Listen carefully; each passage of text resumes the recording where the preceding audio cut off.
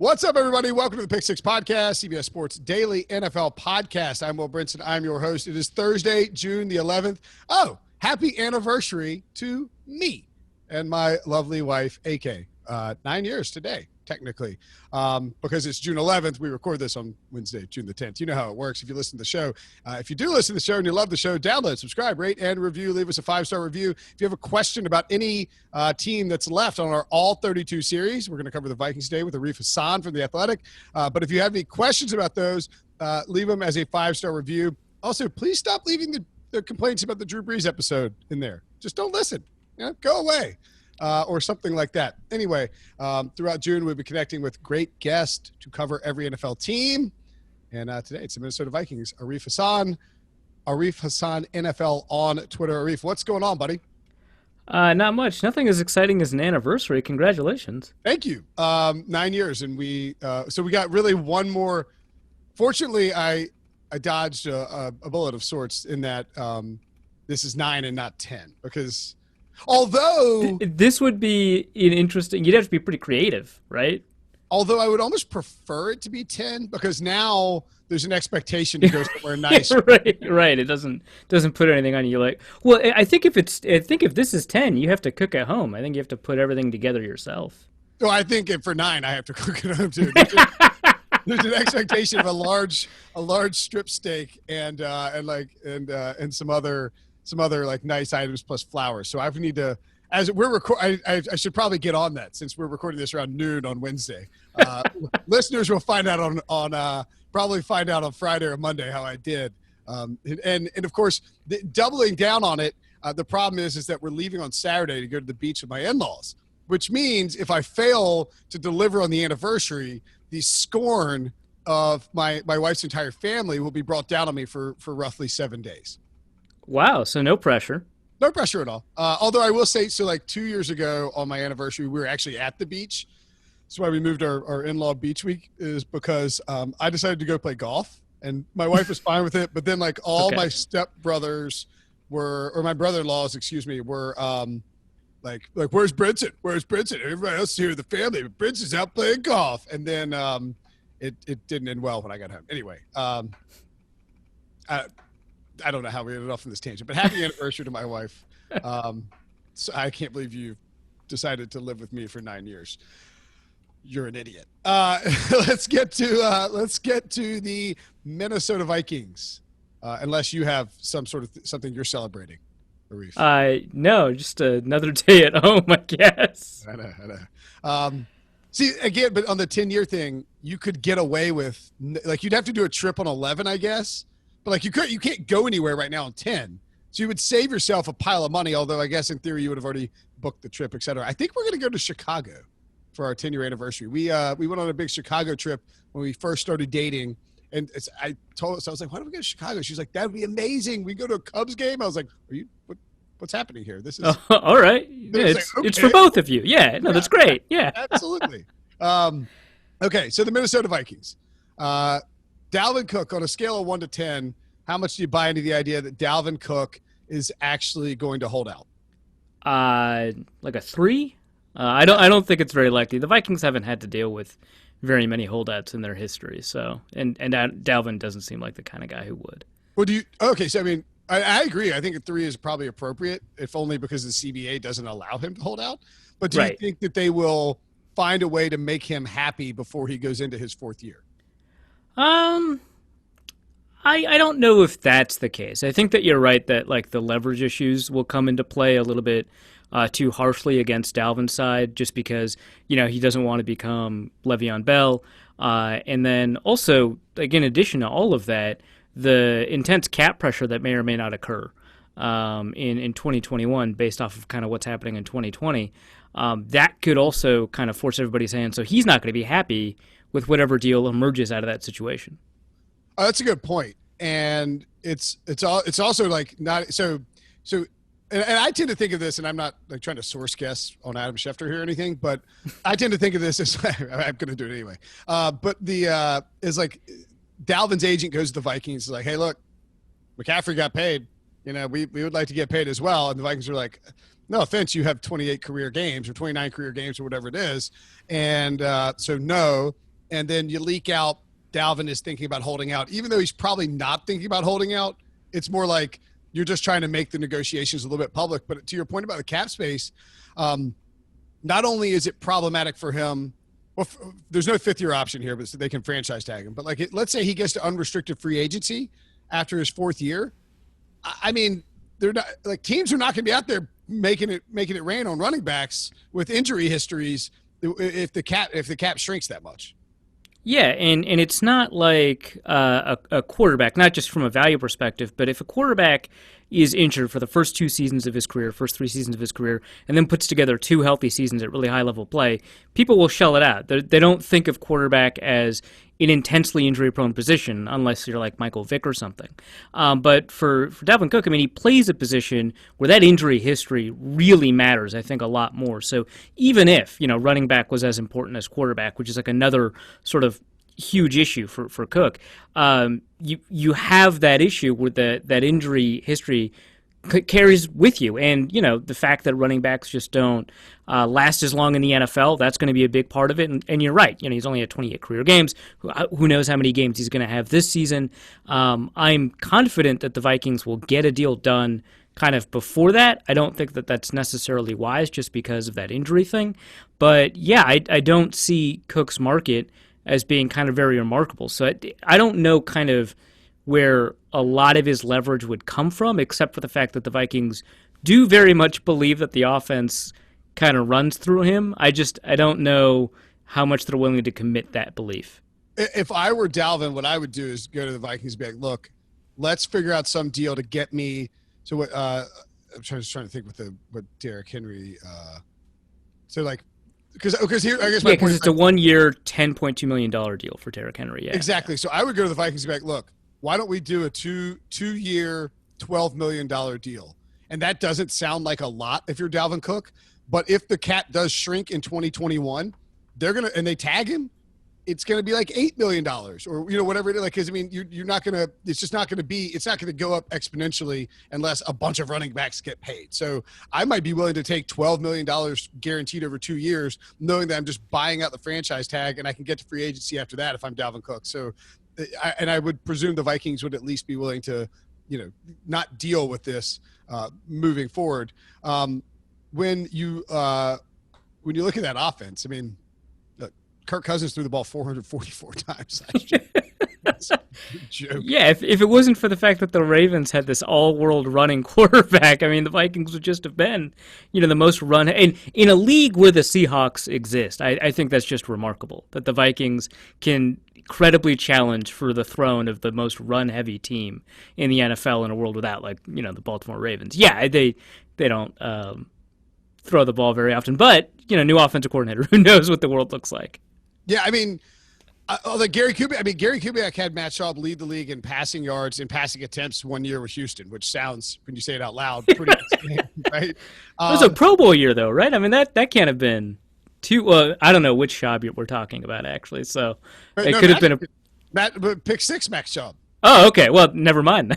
Yeah. No, I mean, like that guy. It was before he had a great year, but he was doing all these boots. He's just running bootlegs and throwing to Andre Johnson and Owen Daniels, and so like, do you think we see a more aggressive offense, or is Mike Zimmer's thumb, the pressure of the presence of Mike Zimmer and his thumbprint on this offense just too great for them to actually start to open it up a little bit? It's great that I just finished writing up something that's going to be published, I think, probably the day this episode goes live, about this very thing. So Kubiak throws the ball, I think, a little bit more than people think, just because, I mean, you mentioned it, Matt Schaub threw the ball a ton under Kubiak, but I mean, a lot of people think of him as this kind of wide zone play action guy, but I mean, they do throw the ball a fair amount, and even if you get outside of the Houston Texans years, I mean, with the Ravens, 1 year of Peyton Manning, but like not a great Peyton Manning with the Broncos, and then the next year the Broncos, they threw the ball a fair amount after you adjust for score differential and stuff like that you need to do. And so I would expect the Vikings to pass the ball a little bit more. And then with Zimmer, I mean, Stefanski was a first-year coordinator that just saw the last guy get fired for not running the ball a ton. I don't think Zimmer's going to be able to kind of press the thumb down on Kubiak. Nor do I think that he wants to. I think the reason Kubiak is there is because Zimmer trusts him. But I think with first-year coordinators, I think Zimmer has maybe a little bit more latitude to kind of to bully them around. Plus, I mean, what happens if you fire Kubiak? He makes $1 million somewhere else. So yeah, no, that's a good point. It's like, and I think that this is probably part of Mike Zimmer is that he is just going to be more willing to trust somebody who's a veteran coach that he's worked with for a while that sort of operates the same philosophy. Like Gary Kubiak's not trying to be like, here's what we're going to do. We're going to pass on our first 44 plays of the game. You know, but he's like, listen, here's the game plan. We want to flow off of play action and give us some looks down the field.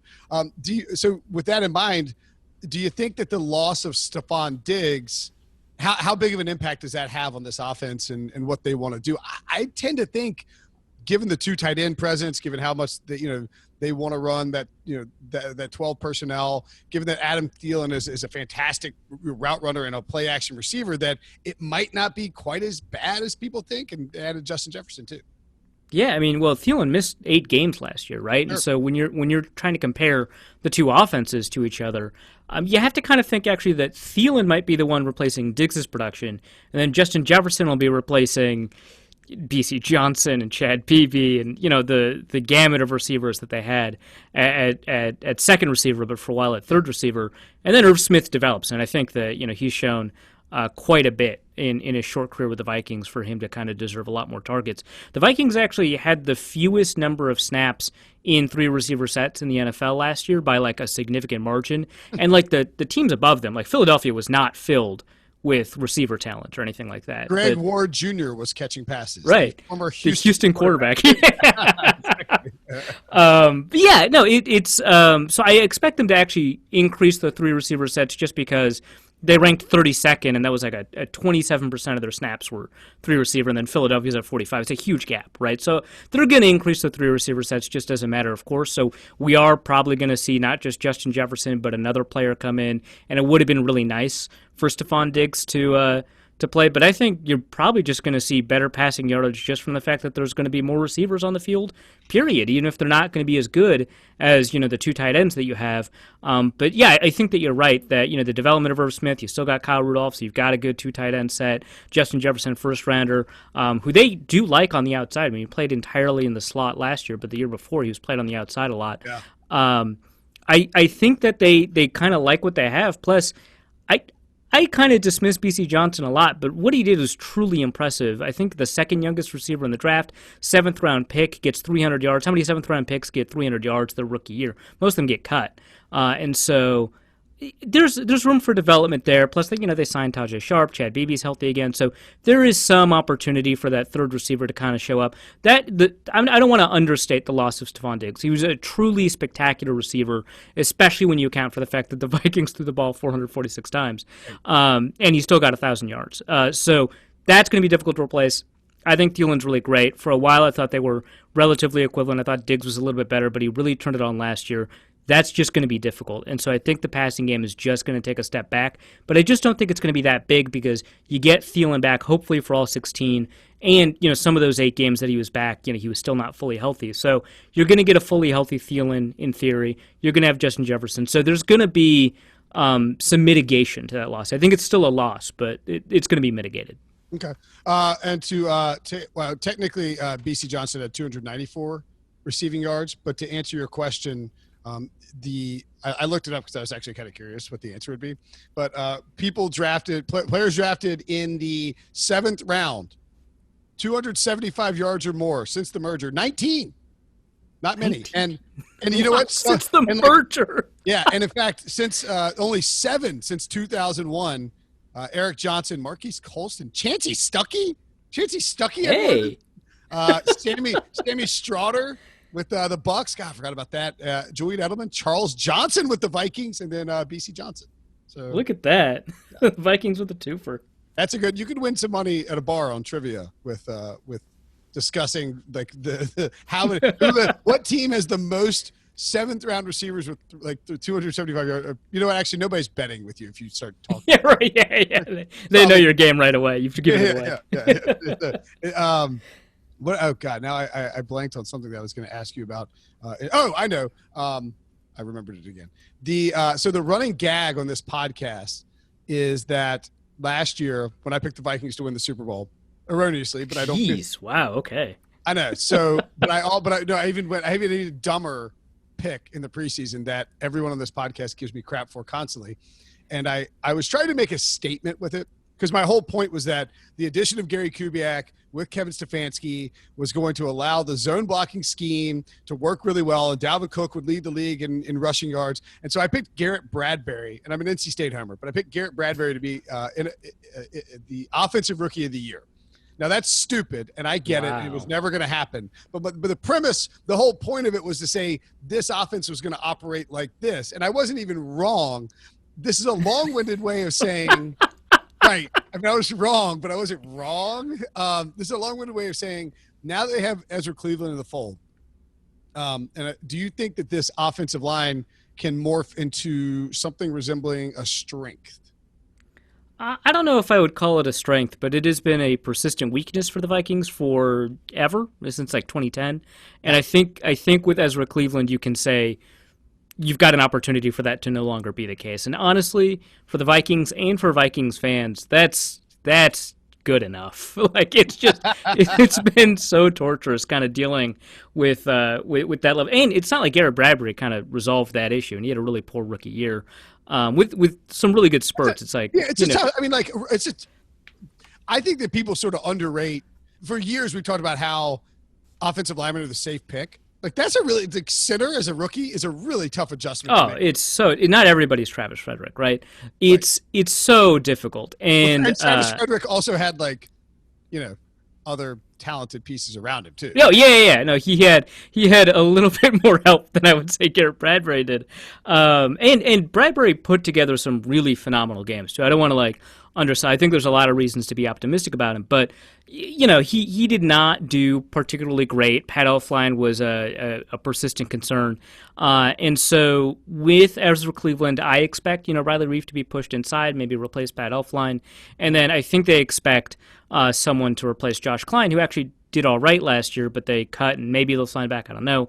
But I think they expect Drew Samia, their fourth-round pick from the prior year, to maybe fill in. So there's a lot of opportunity for growth. There's also a lot of opportunity for things to go haywire really quickly because you've got a rookie, you've got a fourth-round guy coming in a second year, you've got Bradbury hasn't proven himself. He's just kind of development. A lot of opportunity for it to go kind of sideways as well, but I think that there's more room for growth than otherwise. So you can kind of move into the direction where you had those really excellent Houston Texans schemes where they had Dwayne Brown and Chris Myers, one of the most underrated centers I think of the last decade, and Brandon Brooks. They even had Brandon Brooks.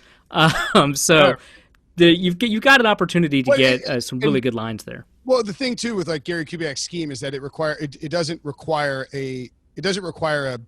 like five superhumans. Like you can, because of the way the zone blocking works, you almost want a different type of athleticism or a different type of athletic specimen. And so I think that was sort of my original premise was they are going, I don't know if they were moneyballing it necessarily, but by using Gary Kubiak's scheme, you can get away with not, hitting on 5 first-round picks on the offensive line. Oh, yeah. Like, it's a market efficiency for offensive linemen, exactly. I'd say. Yeah, it's not quite Dante Scarnecchia, but I think I agree with you that you can kind of, with that kind of coaching, manufacture, I think, a lot more production than you would have otherwise, so you don't have to invest kind of the same amount to get what other people have, for sure. All right, the offense looks like it could be taking a step forward. Could the defense be taking a step back? We will take a quick break, and when we come back, we will discuss that. Okay, so the Vikings under Mike Zimmer, known for defense. Mike Zimmer is not afraid of his brand.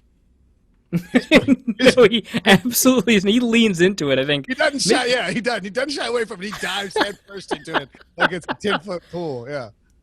But yeah, no, it's the thing that he's always wanted to be known for. It's why he still hasn't let anyone else call plays for him. That's a good point. And I mean, I think too, part of that is probably because it took him so long to get a head coaching job.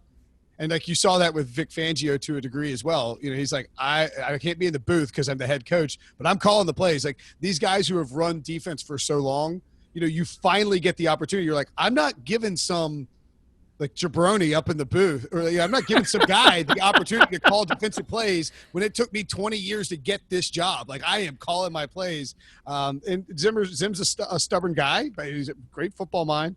But I wonder, what do you think of all the attrition on the defensive side of the ball? I personally don't. I mean, they lost a lot of guys, and particularly in the secondary. I don't think it's as bad as maybe the public perception laid it out to be, though.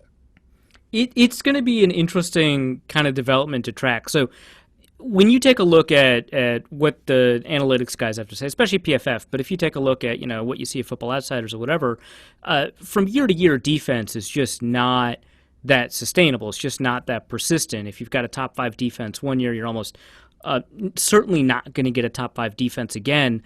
And if you do it 2 years in a row, you're probably not going to get it 3 years in a row. But the Vikings have been very resistant to this, quote unquote rule.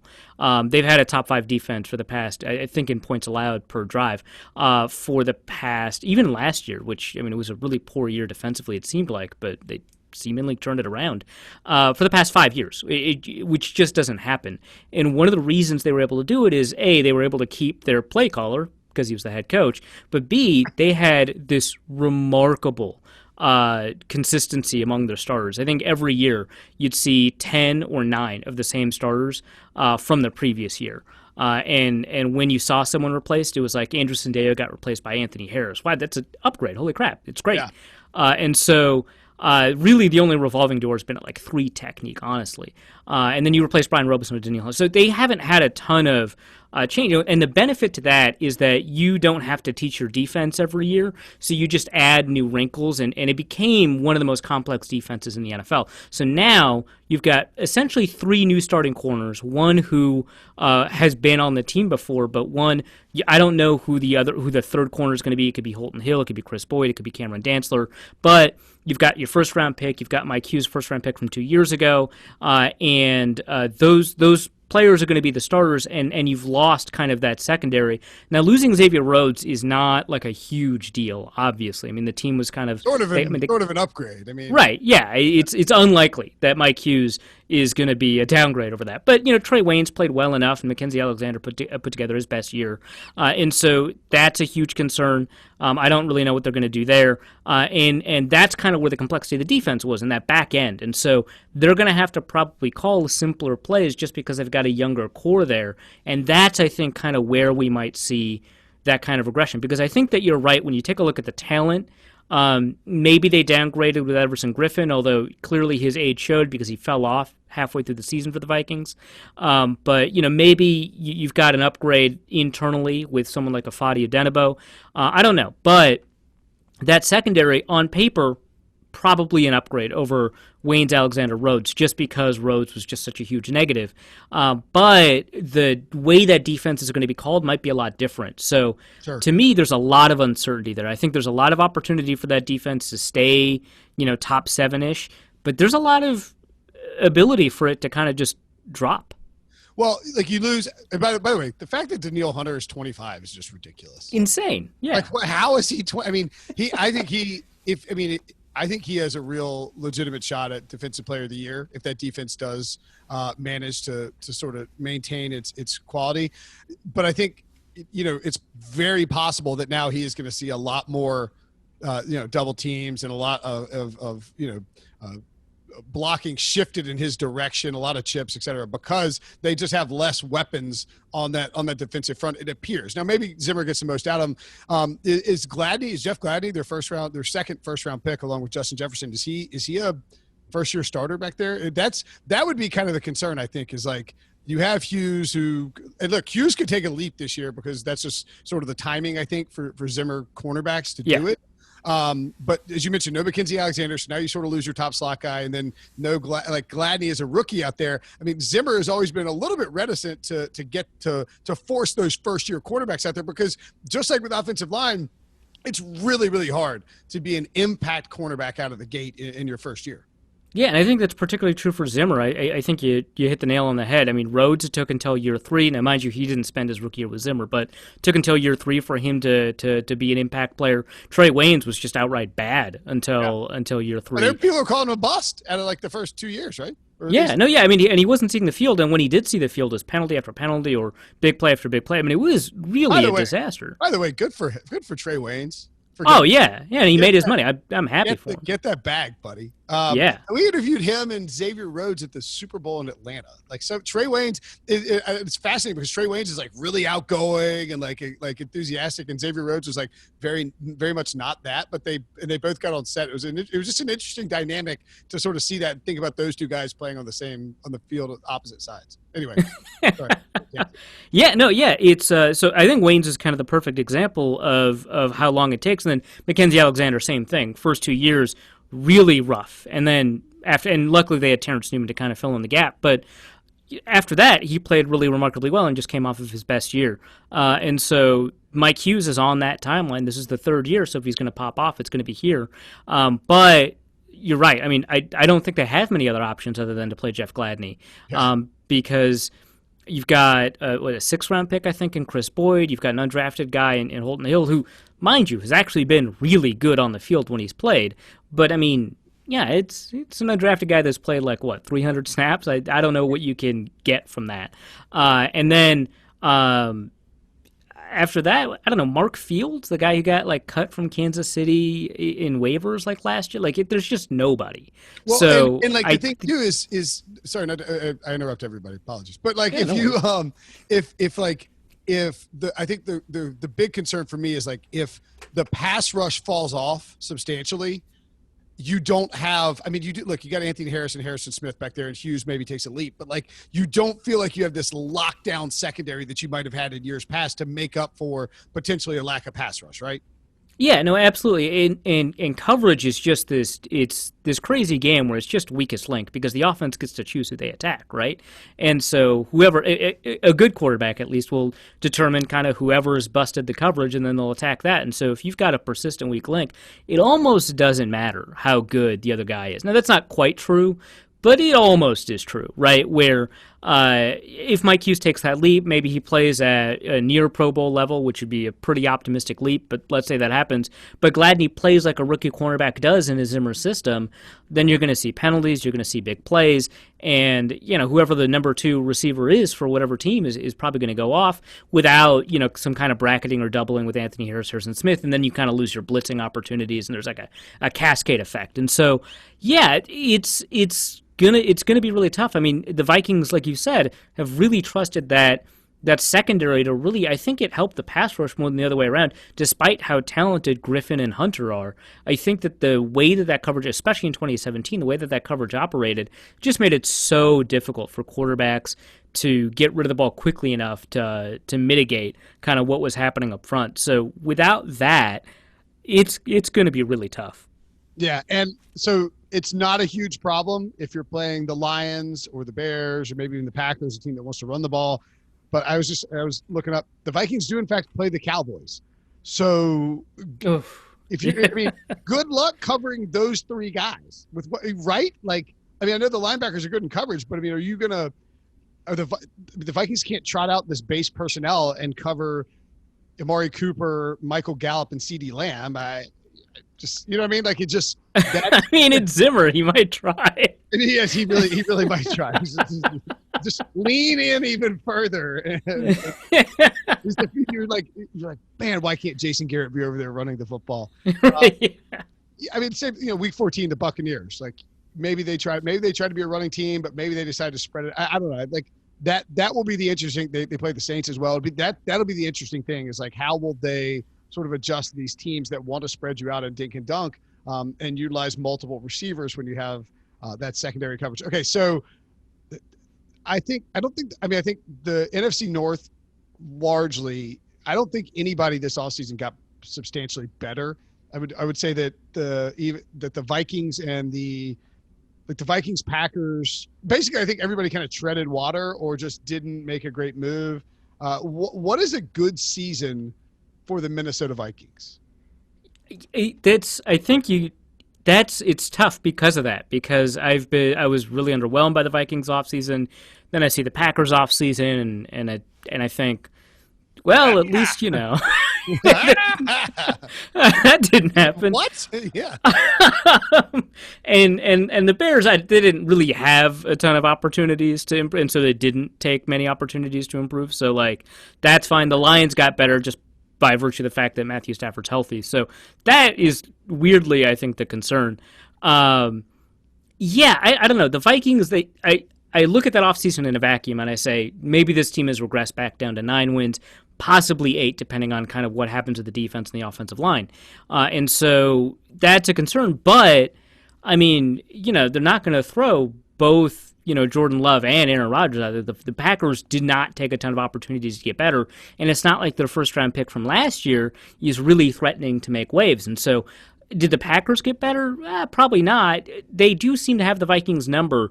But I think with a different offensive coordinator, the Packers, the way they shut down the Vikings was just crazy simple. They just didn't bite on the run, and they just dove on play action, and that ended it. Both games. It's like a Madden strategy. Like I'm not going to load up the box, and I'm going to blitz. And if you run play action, Kirk Cousins is just not going to have any time.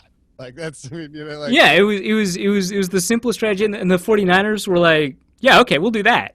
And that was it.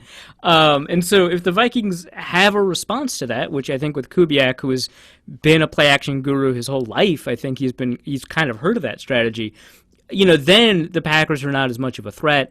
And so you could say maybe they're a 9-win team or a 10-win team, and maybe that's all it takes to win this division, which would be, frustrating and annoying because I like watching, good football. But the Vikings in a vacuum seem like a 9-win team, but just given how this division shook out, and I expect the Vikings to do better against the Bears next year than they did this year. Sure. Maybe they're a 10-win team, but certainly not one I'd be confident in. The playoffs need to. Is Zimmer in trouble if he doesn't make the playoffs? I felt like coming to this offseason, they might just be like, okay, this is the last run for a very flawed team, but then they double down on Kirk Cousins, who somehow we haven't mentioned on this podcast really other than his passing attempts. I like Kirk Cousins and think he is #good, but I understand the flaws that he has and that I understand why people are hesitant to back him. Are you pro or anti Cousins? I mean, that's a complicated question, right? Yeah. I mean, this is very complicated. The man grills his steaks like beyond well done. I mean, that's a philosophically problematic issue for me. There were no grill marks on those steaks. I am highly suspicious of what was going on. It looked like a pet rock. Yeah, I am very confused. Yeah. But I still haven't solved that mystery. I should probably just ask him outright what was happening. But so I think that Cousins is more sensitive to the quality of his cast than most other quarterbacks in the NFL. But if you give him a top 5 supporting cast versus any other quarterback given a top 5 supporting cast, he's got the opportunity to be in that top 7, maybe even top 5 conversation. But he's very sensitive to that. And so if you start taking away... Do you mean like his game is sensitive to that, or he is personally sensitive to that? His game is.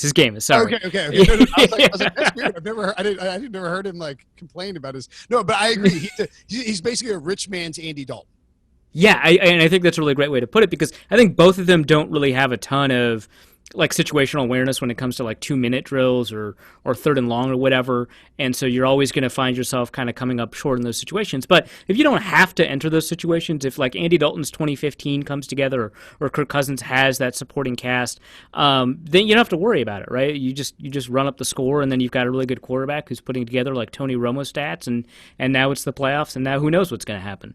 And so you've got that opportunity. But I think if you've got an average supporting cast, Cousins starts like creeping outside of the top 10 territory. If you've got a below average supporting cast, now he's firmly outside of the top 10. There's not a ton of other quarterbacks where I think shift their range that much in terms of how you value them based off of kind of who's around them. So, and I think that includes offensive coordinator too. So I think he's an above average quarterback, because I think it's very difficult to find a quarterback where if things are going right, he can take you home, and I think he can do that. I think he's probably a top 10 quarterback, but there's a lot of interesting conversations once you kind of rattle off those 10. That may be the best way to explain Kirk Cousins I've ever heard. All right, I'll get you out of here on this. Kept you longer than I meant to. My Devo's probably yelling at me in Slack, but can't have you on this podcast and not ask you your thoughts on Seahawks Twitter.